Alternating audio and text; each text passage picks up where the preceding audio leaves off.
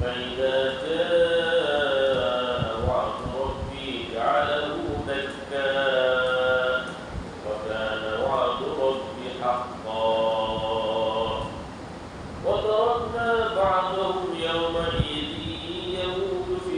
ونفخ في الصور فجمعناهم جمعا وعرضنا جهنم يومئذ للكافرين عرضا الذين كانت أعينهم في غطاء عن ذكري وكانوا لا يستطيعون سمعا بارك الله لنا ولكم في القرآن العظيم ونفعنا وإياكم بالآيات والذكر الحكيم অত্যন্ত ইখলাস নিষ্ঠার সাথে আন্তরিকভাবে দুরূদ শরীফ ইস্তিগফার পাঠ করে আস্তাগফিরুল্লাহ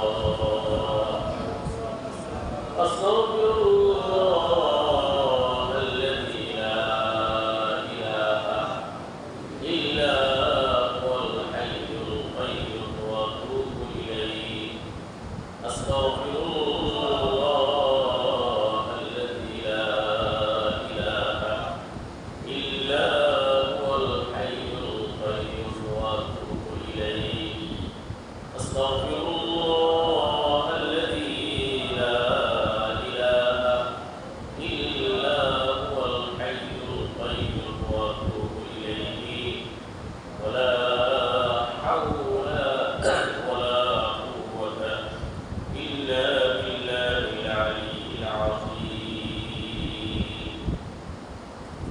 اللهم صل على محمد وعلى آل محمد كما صليت على إبراهيم وعلى آل إبراهيم إنك حميد مجيد اللهم بارك على محمد وعلى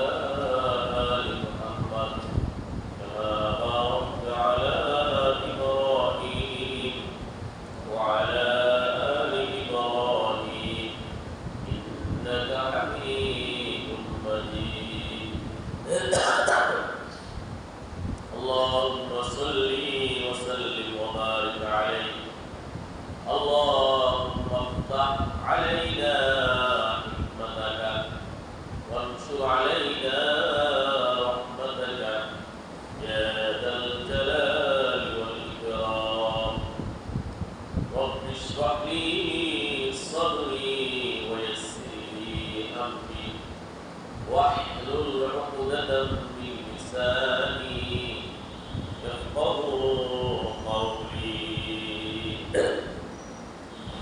উপস্থিত সম্মানিত মুসলিমগণ আল্লাহ তাআলার শেষ মেহেরবানিতে আল্লাহর কালামের তাফসীর শোনার জন্য আমাদেরকে সুযোগ করে দিয়েছেন আমরা বলি আলহামদুলিল্লাহ আলহামদুলিল্লাহ আলহামদুলিল্লাহ রাসূল করিম সাল্লাল্লাহু আলাইহি ওয়াসাল্লামের কাছে এক ব্যক্তি জিজ্ঞেস করলেন আইয়ুন নাসি খায়রুন ইয়া রাসূলুল্লাহ ইয়া রাসূল সবচেয়ে ভালো সবচেয়ে শ্রেষ্ঠ সবচেয়ে দামি কোন ব্যক্তি নবী করিম সাল্লাল্লাহু আলাইহি ওয়াসাল্লাম বললেন মান ক্বালা উমরুহু ওয়া হাসানা আমালুহু যার বয়স বাড়ে নেক আমল বাড়ে যার বয়স বাড়ে নামাজের আগ্রহ বাড়ে যার বয়স বাড়ে তার তাহাজ্জুদের অভ্যাস হয় যার বয়স বাড়ে কোরআনের সাথে সম্পর্ক বাড়ে ওই ব্যক্তি হলো কি শ্রেষ্ঠ মানুষ আবার জিজ্ঞেস করলেন আইয়ুন নাসি শাররুন ইয়া রাসূলুল্লাহ হে আল্লাহ রাসূল সবচেয়ে নিকৃষ্ট সবচেয়ে পাপিষ্ঠ সবচেয়ে খারাপ কোন ব্যক্তি নবীজি বললেন মান ক্বালা উমরুহু ওয়া সাআ আমালুহু যার বয়স বাড়ে পাপ গুনাহ বাড়ে যার বয়স বাড়ে নামাজের অনীহা নামাজের প্রতি গাফলত বাড়ে যার বয়স বাড়ে কোরআনের সাথে সম্পর্ক ছিন্ন হয় সম্পর্ক আরো দূরে চলে যায়, তারা হলো সমাজের মধ্যে নিকৃষ্ট।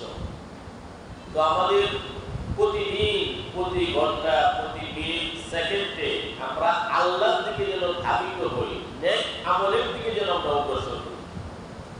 বেতের নামাজে আমরা আল্লাহর কাছে এই কথা ওয়াদা করি, ওয়া ইলাইকা নাসআ ওয়া নাহফিদু। বেতের নামাজে আমরা সবাই বলি, ওয়া ইলাইকা নাসআ ওয়া নাহফিদু। হে আল্লাহ, গত বছরের তুলনায় এই বছর, গত মাসের তুলনায় এই মাসে, গত সপ্তাহের তুলনায় এই সপ্তাহে, গত দিনের তুলনায় আজকের দিনে আমি একটু বেশি ইবাদত করতেছি, আমি একটু বেশি তোমার দিকে অগ্রসর হইছি। আমরা কিন্তু আমার আল্লাহর কাছে এই কথা বলি, কিন্তু বাস্তবিক আসলে তাই।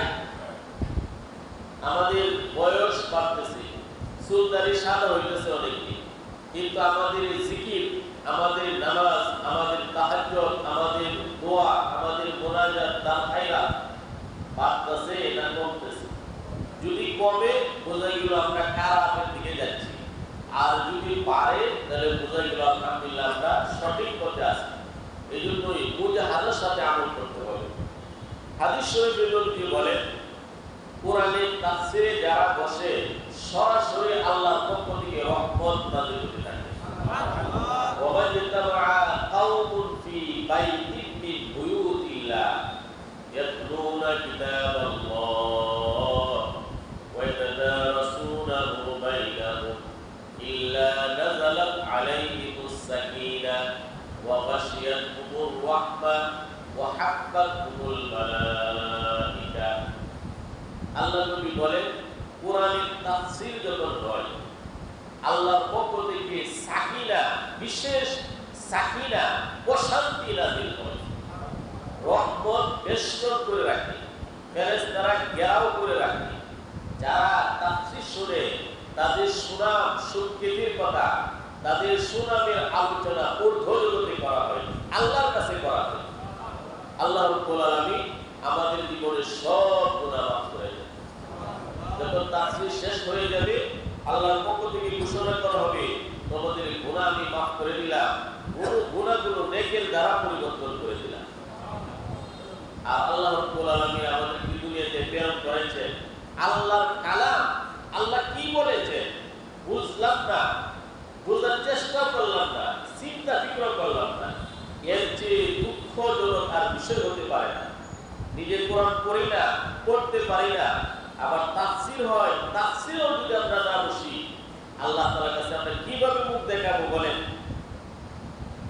যখন কবরে রাখা হবে, 4টা প্রশ্ন করা হবে, 3টা প্রশ্ন না, 4 প্রশ্ন।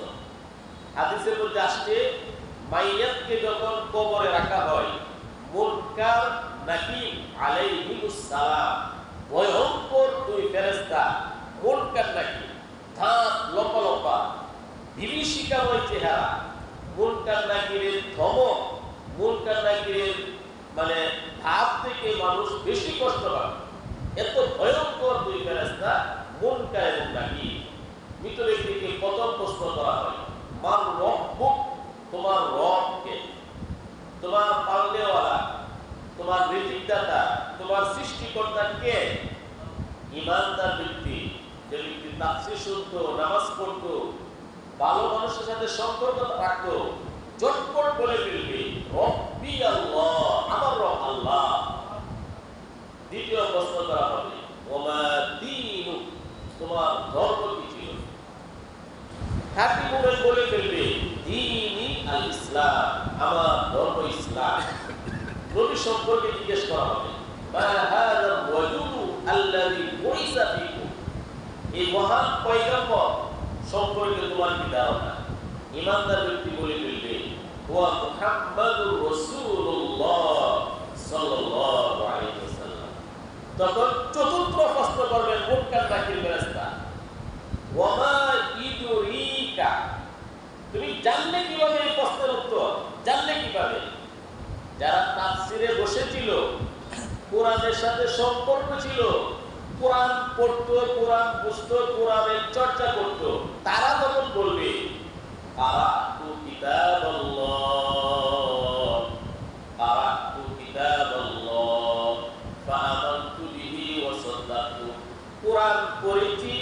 তাফসীরে বসেছি, বিশ্বাস করেছি, ঈমান এনেছি। সুবহানাল্লাহ। তখন আকাশ থেকে আওয়াজ আসবে, আন সাদাকা আবদি, আমার বান্দা সত্য বলেছে। ফাফরিশুহু মিনাল জান্নাহ ওয়া আলবিসুহু মিনাল জান্নাহ ওয়া আফতাহু লাহু বাবা মিনাল জান্নাহ। জান্নাতের ফরশ বিছানা তার কবরে বিছিয়ে দাও, জান্নাতের লেবাস পোশাক তাকে পরিয়ে দাও, জান্নাতের দিকে তার কবর রাস্তা করে দাও। জান্নাতের একটা টুকরা হয়ে যাবে তার এই কবরটা। পক্ষান্তরে যদি বেঈমান হয়, জিজ্ঞেস করা হবে মান রব্বুক, নামাজের দাঁড় তো না, তফসিরে বসতো না, ঈমান আমলের কোনো খবর নাই, বেঈমান হয়ে মুনাফিক হয়ে মারা গেল। এমন ব্যক্তিকে মুনকার নাকির ফেরেশতারা যখন সওয়াল করবে, প্রশ্ন মান রব্বুক, তোমার রব কে? বলবে হা হা লা, আমি জানি না।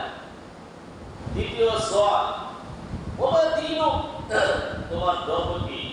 বলবে হা হা লা, আমি জানি না। কয় নম্বর? আমি জানি না। তখন আর চতুর্থ প্রশ্ন করা হবে না, ফেরেশতারা বলবে লা দারাইতা ওয়ালা তালাইতা, জানো কেন না? তখন আকাশ থেকে আওয়াজ আসবে আন কাযাবা, সে মিথ্যাবাদী। ফাফরিশুহু মিনান নার ওয়া আলবিসুহু মিনান নার ওয়াফতাহু লাহু বাবা মিনান নার। জাহান্নামের বিছানা কাতার কবরে আগুনের বিছানা বিছিয়ে দাও, আগুনের পোশাক পরিয়ে দাও, তার কবরটাকে জাহান্নামের সাথে সম্পর্ক করে দাও। জাহান্নামের আগুনের একটা টুকরা হয়ে যাবে তার কবর। ধুন্দা বদির ফেরেশতা তার কবরে নিযুক্ত করা হবে। দুর্বল দিয়ে তাকে পিটাইতে থাকবে কেমন পর্যন্ত। পাথরের পাহাড়ে যদি বাড়ি দিয়ে দুর্বল দিয়ে ওই ফেরেশতা পাথরের পাহাড় তোলার মতো উড়ে যাবে, কেমন পর্যন্ত তার কবর এইভাবে শাস্তি চলতে থাকে। সম্মানিত সুধী, এখানে চতুর্থ নম্বর প্রশ্ন মুমিনকে করা হবে ওমা ইদরিকা, জানলে কিভাবে প্রশ্নের উত্তরগুলো? তখন ইমানদার ব্যক্তি বলবে কারাতু কিতাবাল্লাহ, কোরআন পড়েছি। আমাদের সমাজের যারা কোরআন পড়ে না, কোরআনকে মহব্বত করে না, কোরআনের তাফসীর শোনে না, তারা চতুর্থ নম্বর প্রশ্নের মধ্যে আটকে যাবে। আগে যে দিতে পারবে কি কর আটকেবে কিনা, কারণ কোরআনের সাথে তার কোনো সম্পর্কই নাই। এই জন্যই আমাদের সবচেয়ে বড় ইবাদত হলো এই কোরআনের চর্চা, কোরআনের তাফসীর, কোরআনের তেলাওয়াত। আমরা গুরুত্ব সহকারে ইনশাআল্লাহ আমরা বলবো ইনশাআল্লাহ। আজকে সূরা কাহফের 83 নং আয়াত থেকে 101 নং আয়াত পর্যন্ত তেলাওয়াত করা হবে। সূরাতুল কাহফ আয়াত নং 83 থেকে 101, রুকু হলো 11তম রুকু। এই আয়াতগুলো বলতে আল্লাহ রাব্বুল আলামিন যুলকারনাইন বাদশার তার ক্ষমতা, তার রাজত্বের কাহিনী আল্লাহ তাআলা তুলে ধরেছেন। ইয়াজুজ মাজুজ সম্প্রদায়ের আলোচনা আল্লাহ তাআলা করেছেন। আল্লাহ রাব্বুল আলামিন সারা পৃথিবীর রাজত্ব বাদশা আল্লাহ তাআলা 4 জন ব্যক্তিকে দিয়েছিলেন। বিশ্বের রাজত্ব সারা পৃথিবীর বাদশা ছিলেন 4 জন। 2 জন ছিলেন মুমিন আর 2 জন ছিলেন কাফের। তো 2 জন মুমিনের মধ্যে সুলাইমান আলাইহিস সালাম একজন আর যুলকারনাইন আরেকজন। এই 2 জন ছিলেন মুমিন, সুলাইমান আলাইহিস সালাম, বাদশা যুলকারনাইন। কাফেরদের মধ্যে 2 জন ছিল নমরুদ এবং বুখতেনসর।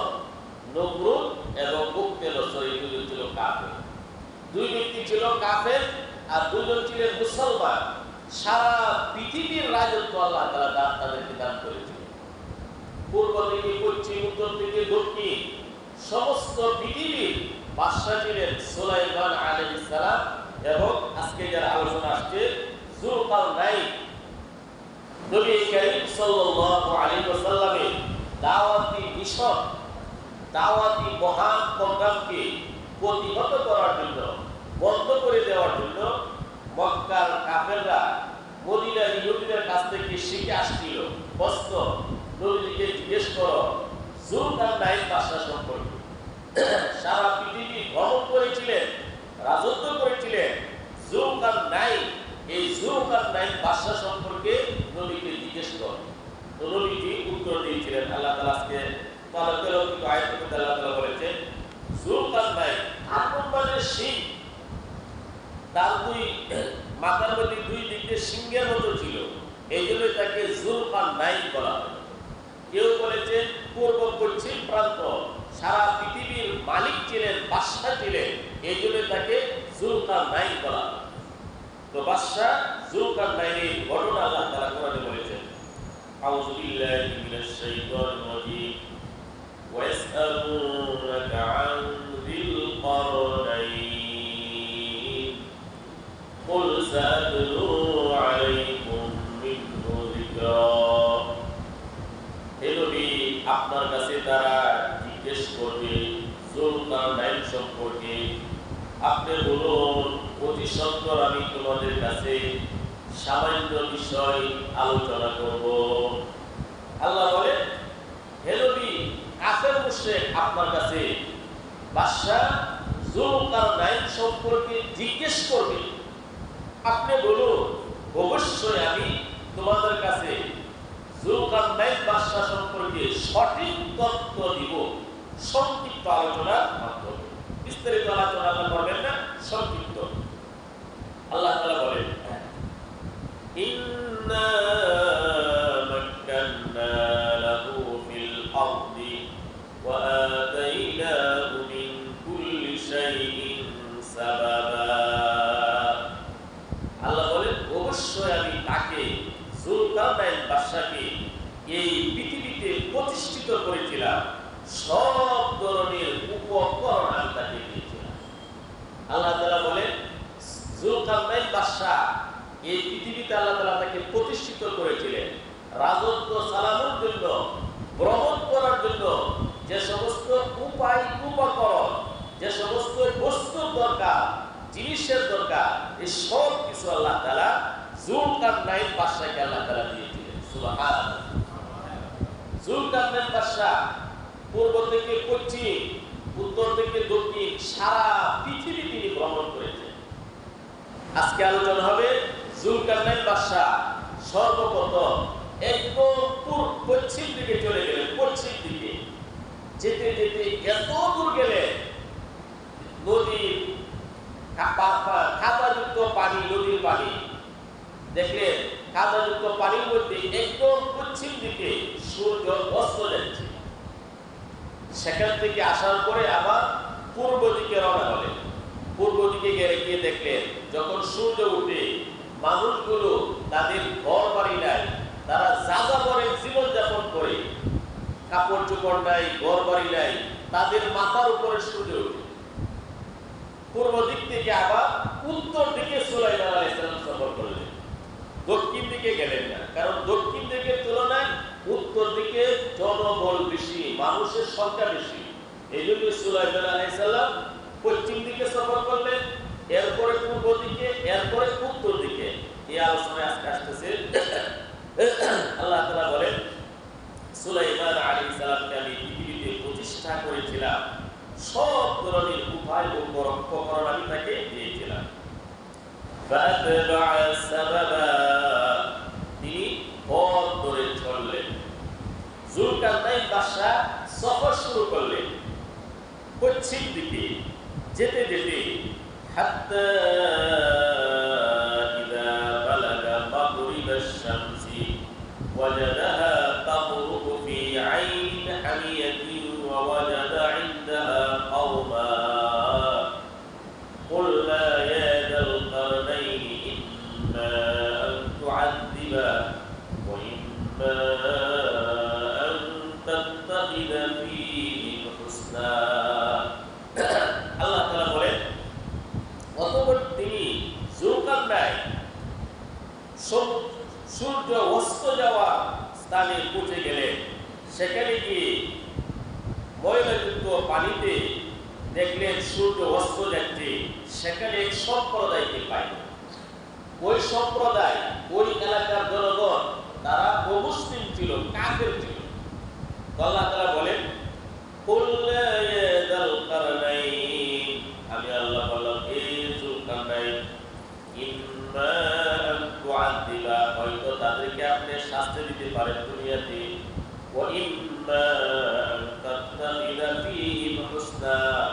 অথবা তাদের সাথে আপনি ভালো ব্যবহার করতে পারেন।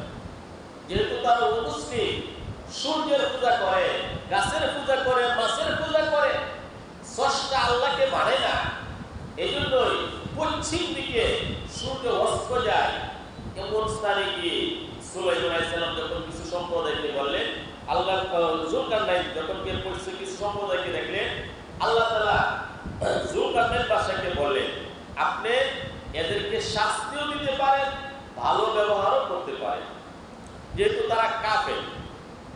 আল্লাহ তাআলা বলেন, হযরত যুলকারনাইন তখন বললেন, আমি এদেরকে অবশ্যই শাস্তি দিব, কেন তারা কুফরি করে, শিরক করে, আর মৃত্যুর পর আল্লাহর কাছে যাওয়ার পরে আরো শাস্তি পাবে।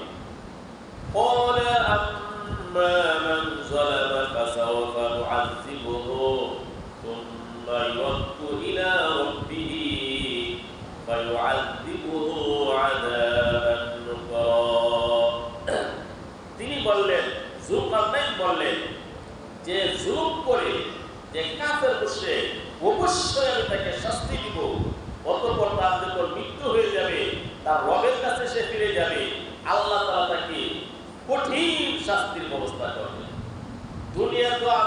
দুনিয়াতে তো আমি বাদশা হিসাবে তাকে শাস্তি দিবই, মৃত্যুর পরে ঈমান না আনার কারণে আল্লাহর কাছে চলে যাবে, আল্লাহ তাআলা তাকে আরো কঠিন শাস্তি দিবেন।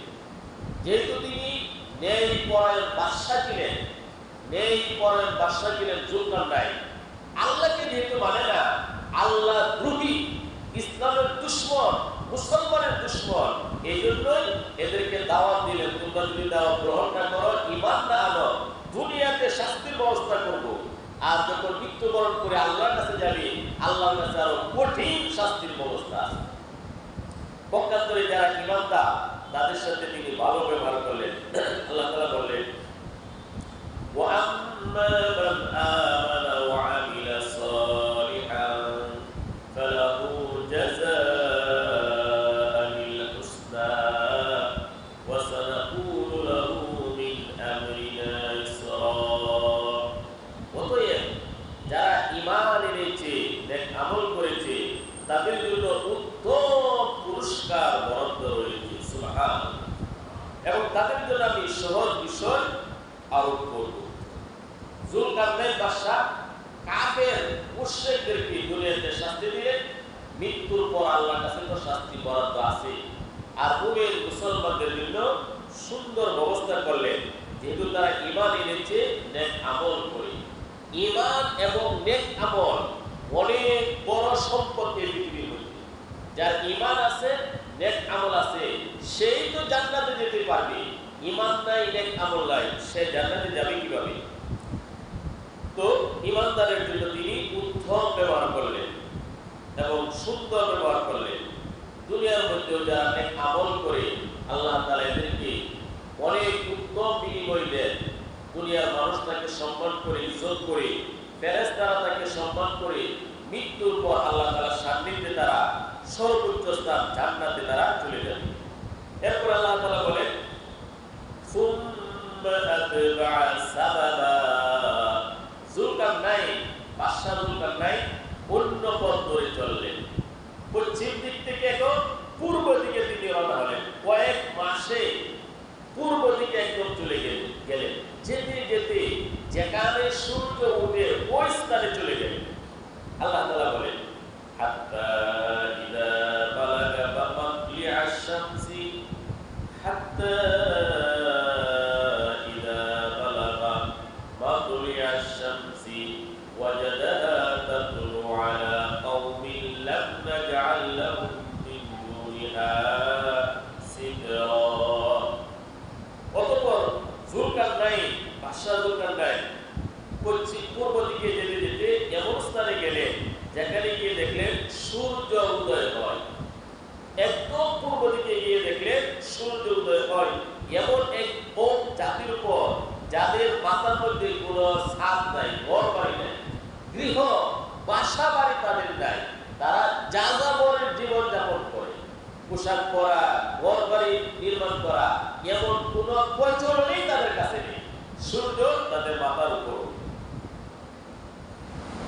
কাযালিকা ওয়াকাদ আহাতনা বিমা লাদাইহি খবরা।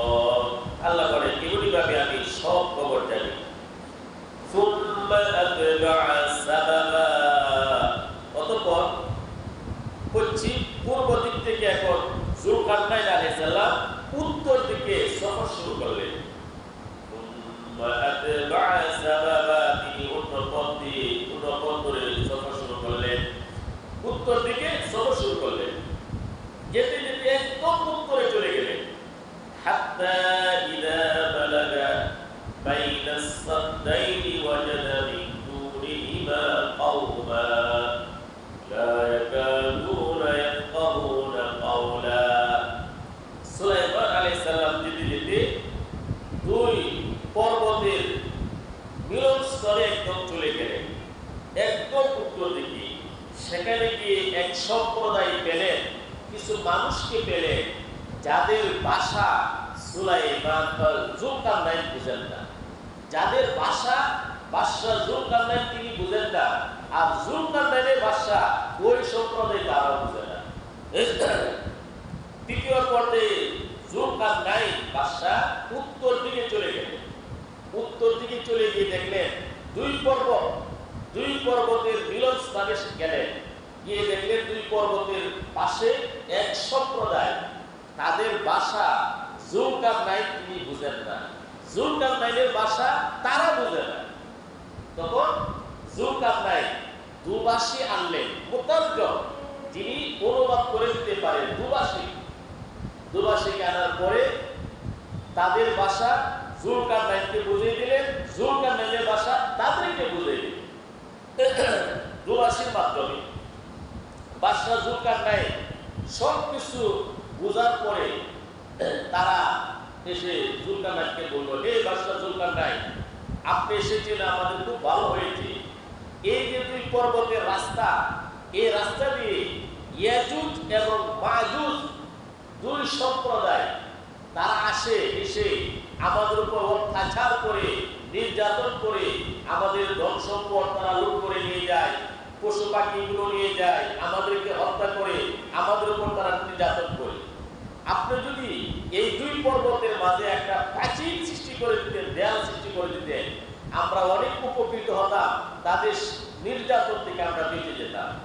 হে যুলকারনাইন, আপনি যদি বলেন আপনার জন্য আমরা খড় ছাদা তুলে টাকা পয়সার ব্যবস্থা করে দিই। আল্লাহ তাআলা বলেন, قالوا يا ذا القرنين إن يأجوج ومأجوج مفسدون في الأرض। ওই দুই পর্বতের লোকেরা দুভাষীর মাধ্যমে বলল, হে যুলকারনাইন, ইয়াজুজ মাজুজ সম্প্রদায় এই পৃথিবীতে এসে সন্ত্রাসী কর্মকাণ্ড চালায়। فهل نجعل لك خرجا على أن تجعل بيننا وبينهم سدا। আমরা টাকা কালেকশন করে আপনাকে দেই, আপনি দুই পর্বতের মাঝে একটা প্রাচীর সৃষ্টি করে দেন যেন তারা আসতে পারে। যুলকারনাইন বললেন, আরে শোনো, তোমরা আমরা কয় টাকা দিই, আল্লাহ তাআলা আমাকে যে সম্পদ দিয়েছেন, যা দিয়েছেন তোমাদের থেকে অনেক উত্তম। তোমরা স্বেচ্ছা শ্রম দাও, দৈহিক শ্রম দাও, তোমরা নিজের আমার সাথে সহযোগিতা করো, আমি তোমাদের এই প্রাচীর সৃষ্টি করে দেব। সুবহানাল্লাহ। আল্লাহ তাআলা বলেন, قال ما مكنني فيه ربي خير فأعينوني بقوة أجعل بينكم وبينهم ردما। যুলকারনাইন বাদশা বললেন, আল্লাহ আমাকে অনেক শ্রেষ্ঠ সম্পদ দিয়েছেন, তোমরা আমাকে শক্তি দিয়া, স্বেচ্ছা শ্রম দিয়া সহযোগিতা করো, তোমাদের মাঝে তাদের মাঝে আমি সুদৃঢ় প্রাচীর নির্মাণ করি। আতুনি জুবারুল হাদীদ হাত্তা ইযা সাওয়া বাইনাস সাদাফাইনি قال انفخوا حتى إذا جعله نارا قال آتوني أفرغ عليه قطرا। যুলকারনাইন বাদশা বললেন, তোমরা দুই পর্বতের মাঝে লোহার লোহার শীত লোহা এনে তোমরা বিছিয়ে পাহাড় সম পরিমাণ তোমরা বিছিয়ে দাও লোহা, এবং এর মধ্যে আগুন ধরাও, এর মধ্যে তোমরা থামা গলিয়ে দাও। যখন এই লোহা রাখা হলো, বাদশাহ জুলকারনাইন তখন বললেন হাফরের মধ্যে ফুল দিতে দেখো, ফুল হাফরের মধ্যে যখন ফুৎকার করা হলো, এই লোহাগুলো আগুনের মতো লাল হয়ে গেল। এর উপর গলিত সীসা ঢেলে দিলেন, সুদৃঢ় এক প্রাচীর তিনি নির্মাণ করলেন জুলকারনাইন বাদশাহ। যখন লোহাগুলো লাল হয়ে গেল আগুনের মতো, জুলকারনাইন বললেন গলিত সীসাগুলো তামাগুলো এর মধ্যে ঢেলে দাও, সুদৃঢ় প্রাচীর হয়ে গেল। আল্লাহ তাআলা বলেন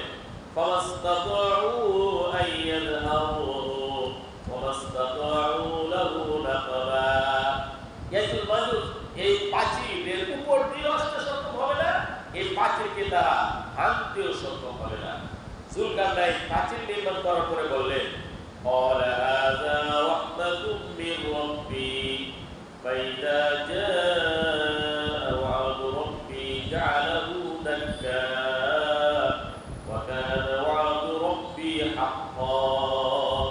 এটা আমার প্রভুর অনুগ্রহ রহমত, আল্লাহর ওয়াদা যখন আসবে এই প্রাচীর সমতল হয়ে যাবে এবং আল্লাহর ওয়াদা সত্য হবে।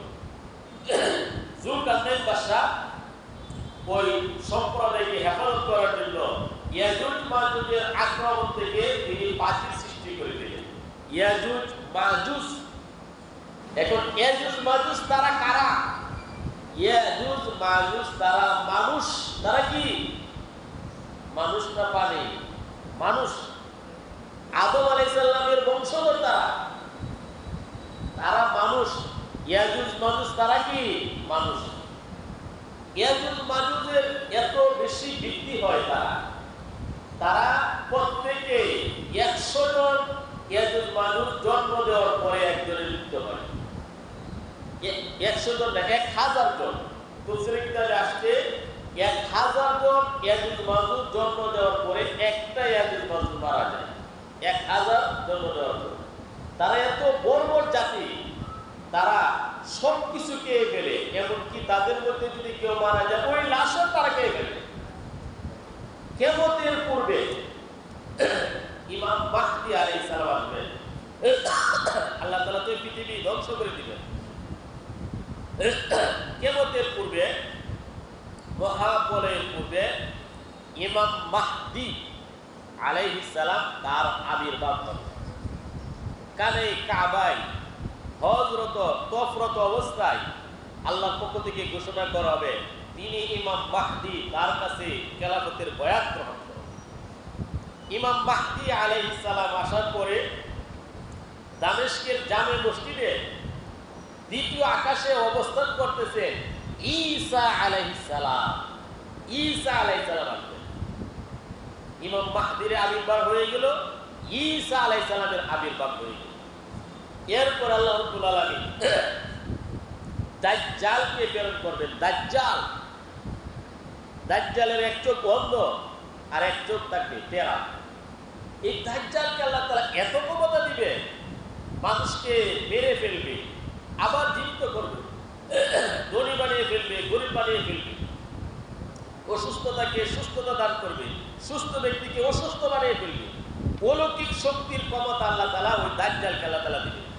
দাজ্জালের কপালের মধ্যে লেখা থাকবে কাফার, কাফের। দাজ্জালের কপালে লেখা থাকবে কাফার, কাফের। যার মধ্যে ঈমান আছে দাজ্জালকে দেখার সাথে সাথে বুঝে ফেলবে এ তো দাজ্জাল, একই। আর বেঈমান কাফের মুশরিক তারা বুঝবে না, তারা তার পিছনে লাইন করবে। তো দাজ্জালকে ঈমানদারকে হত্যা করবে, আবার ঈমানদারকে জীবিত করবে, আবার যখন ঈমানদারকে হত্যা করতে চাইবে আর পারবে না। ঈমানদার বুঝে ফেলবে সে তো দাজ্জাল। যারা কাফের মুশরিক দাজ্জালকে খোদা মনে করবে, আল্লাহ মনে করবে, নাউজুবিল্লাহ। মনে করার পরে ঈসা আলাইহিস সালাম এই দাজ্জালকে হত্যা করবেন।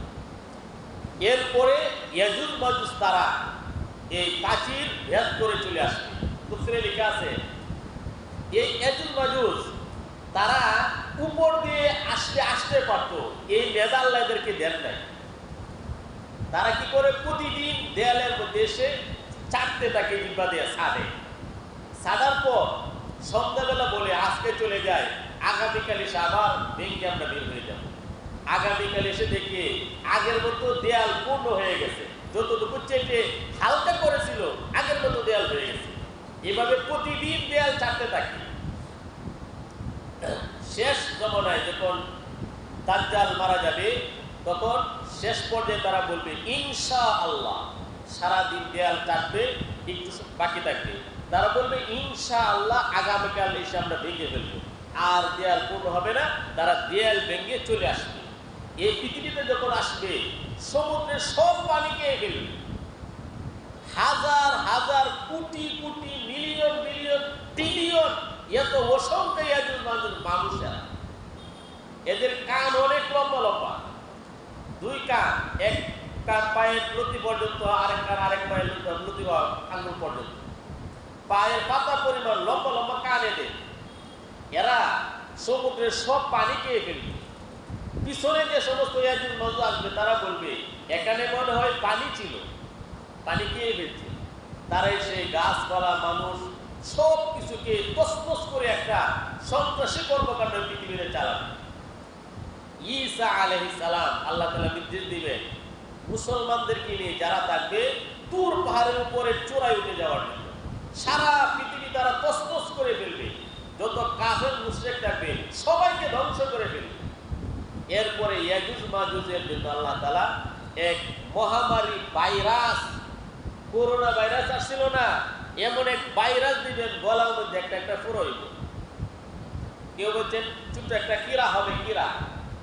এই ভাইরাসের মাধ্যমে সকল ইয়াজুজ মাজুজ একসাথে মারা যাবে। পৃথিবীতে মারা গিয়ে তো পৃথিবী দুর্গন্ধময় হয়ে যাবে।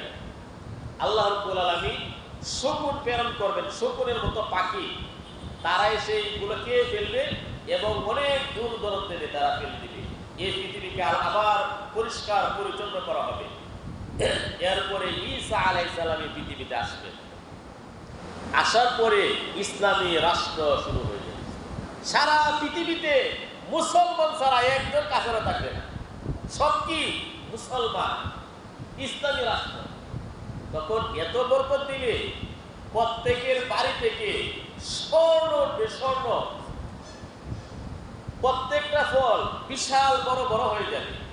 এক একটি আপেল, মানে সমাজের মানুষ একটি আপেল খেলে চলবে, তাদের এক গাভীর দুধ সমাজের সবাইকে তৃপ্ত হয়ে যাবে। এত বরকত দিবে ঈসা আলাইহিস সালামের যুগে। ঈসা আলাইহিস সালামের সময় এত মালের প্রাচুর্যতা বাড়বে, কোনো গরিব পাওয়া যাবে না। সদকা করার জন্য, যাকাতের মাল প্রদান করার জন্য মানুষ ঘুরবে। তখন ফকির মিসকিন বলবে আগামীকাল আসতে, এখন তো নেওয়ার সুযোগ নাই, আমি তো কোটি কোটি হয়ে গেছি। এটা হলো গা কিয়ামতের পূর্বে এমন অবস্থা হবে। এরপরে ঈসা আলাইহিস সালাম তিনি ইন্তেকাল করবেন, মারা যাবেন ঈসা আলাইহিস সালাম।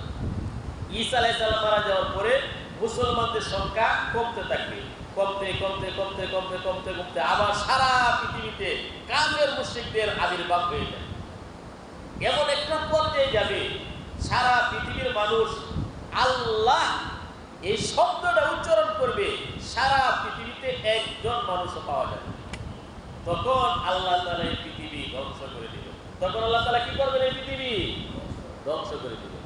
তো ইয়াজুজ মাজুজ তারা অত্যাচারী সম্প্রদায়। এখন এই দেয়াল কোথায় আছে আধুনিক বিশ্বে খুঁজে বের করা যায় না, এটা আল্লাহ তাআলার বিশেষ একটা উপক্রম। কিন্তু কিয়ামতের পূর্বে তারা আসবে, আল্লাহ তাআলা ঘোষণা করেছে ইয়াজুজ মাজুজ এসে এই পৃথিবীতে অত্যাচার শুরু করবে, সন্ত্রাস শুরু করবে। ঈসা আলাইহিস সালাম এদেরকে তখন প্রতিহত করবেন। তো এটা হলো কিয়ামতের পূর্বে এমন ঘটনা ঘটবে। এর আগে কিয়ামতের ছোট ছোট ঘটনা আছে, ছোট ছোট আলামত। ছোট ছোট আলামত কি? কিয়ামতের মহিলারা নেতৃত্ব দিবে, স্বামীরা মহিলাদের কথা অনুযায়ী চলবে। সারা বিশ্বে কিন্তু আমরা মহিলাদের নেতৃত্ব দেখতেছি।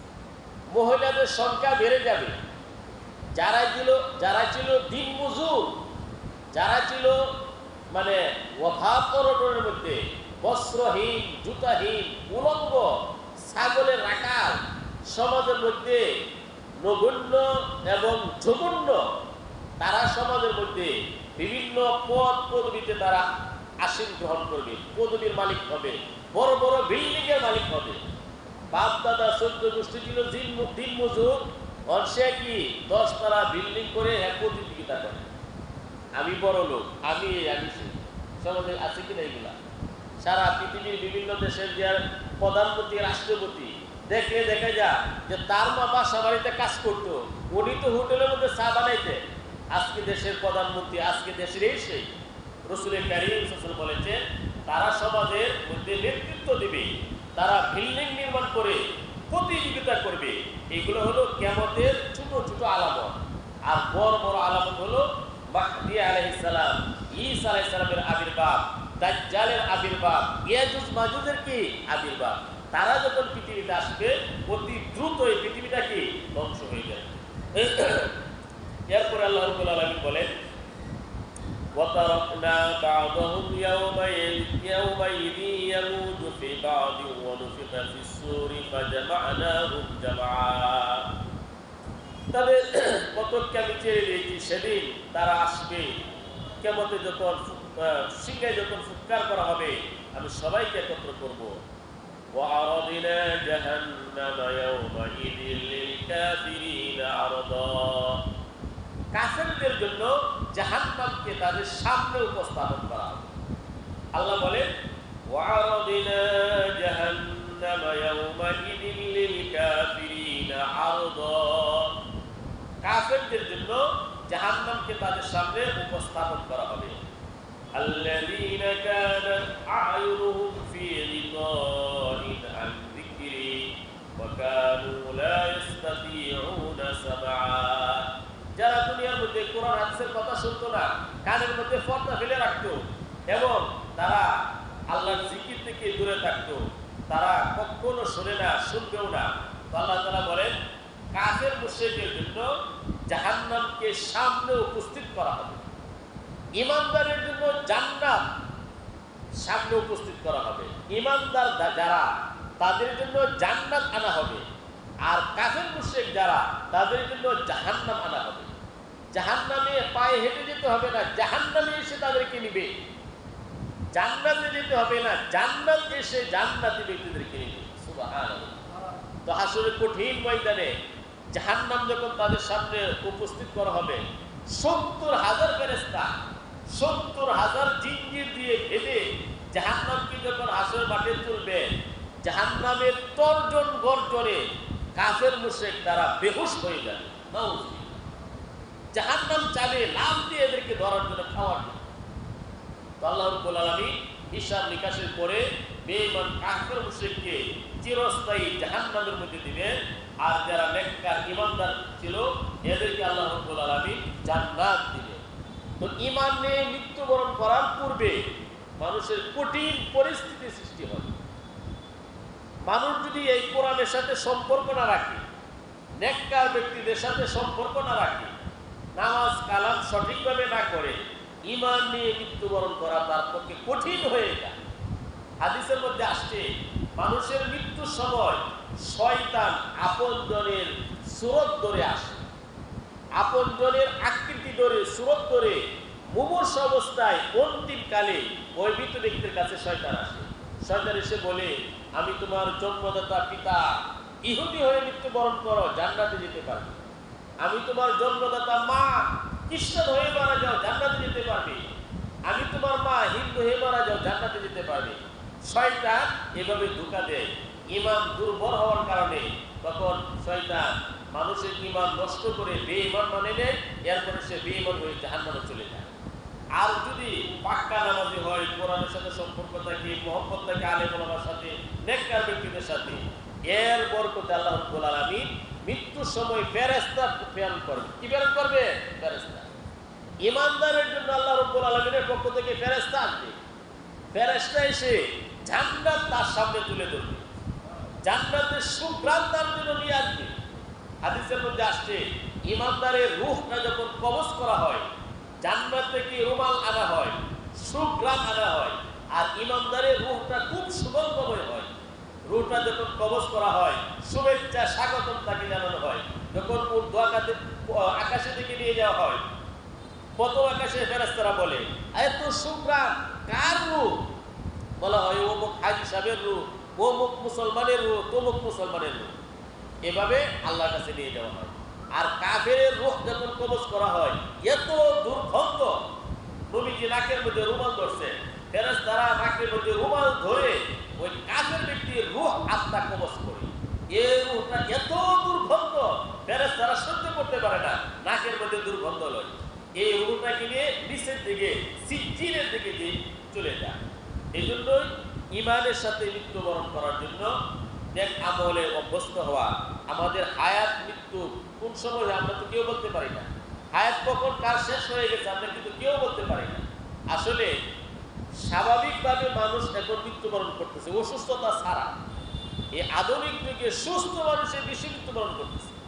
তো মানুষের মৃত্যুটা এটা হলো একটা সাধারণ বিষয়, আর মৃত্যুবরণ করাটা হলো স্বাভাবিক। সুস্থ থাকাই নেওয়া স্বাভাবিক। আমরা যে এখন মসজিদে আছি, গ্যারেন্টি আছে কি মসজিদ থেকে বের হতে পারবো? গ্যারেন্টি আছে মোট? অথচ আমাদের একটা কাপড়ের গ্যারেন্টি আছে। কি কয়? আমার এই কাপড়ের কি আছে? গ্যারেন্টি আছে, যেটা ভালো থাকবে এতদিন পর্যন্ত। কিন্তু আমার নিজের কি নাই? গ্যারেন্টি নাই। এই জন্য সদা সর্বদাই নেক আমলে অভ্যস্ত থাকা, 5 ওয়াক্ত নামাজ গুরুত্ব সহকারে আদায় করা। এক তো হলো দেখা দেখি পড়লাম, আর একটা হলো না, শ্রদ্ধার সাথে, ইজ্জতের সাথে, আজমতের সাথে, জামাতের সাথে 5 ওয়াক্ত নামাজ আদায় করা। 5 ওয়াক্ত নামাজ যে আদায় করলো তার মধ্যে একটা নূর সৃষ্টি হয়। এই জন্য আল্লাহ রাসূল বলছেন, as-salatu নূরুন নূর। 5 ওয়াক্ত নামাজি ব্যক্তির অন্তরের মধ্যে আল্লাহ তাআলা নূর দেন, চেহারার মধ্যে নূর দেন, স্বাস্থ্যের মধ্যে নূর দেন।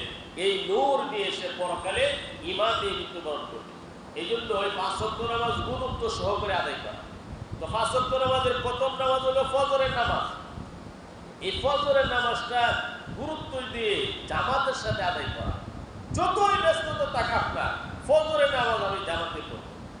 নবী করিম সাল্লাল্লাহু আলাইহি সাল্লামের অভ্যাস ছিল, সাহাবায়ে কেরামের অভ্যাস ছিল, এশার পরে তারা ঘুমিয়ে যেতেন, শেষ রাত্রে উঠে তাহাজ্জুদ করতেন, ফজরের নামাজ জামাতে পড়তেন।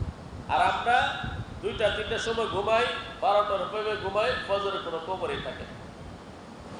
এখন একজন মুসলমানের একদিন ফজরের নামাজ কাজা হলো, আরেকদিন ফজরের নামাজ কাজা হলো, আরেকদিন কাজা হলো, সপ্তাহ কাজা হয়ে গেল, মাস কাজা হয়ে গেল, বছর কাজা হয়ে গেল, কোনো অনুভূতি নাই।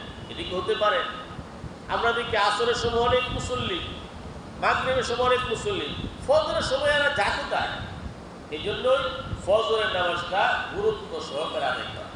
ফজর যদি কেউ গুরুত্ব সহকারে আদায় করে, বাকি নামাজ এমনি গুরুত্ব হবে। আমাদের অনেকের কাছে একটা খারাপ চিন্তা আছে যে ফজরের নামাজ এই গ্রীষ্মকালে আর মসজিদে যাবেন। এটি খুবই ভয়াবহ কথা। আপনি জয়টাই রাত্রে ঘুমান, ফজরের নামাজ ফাঁকায় আদা করা যায়, মসজিদে গিয়ে পড়বে।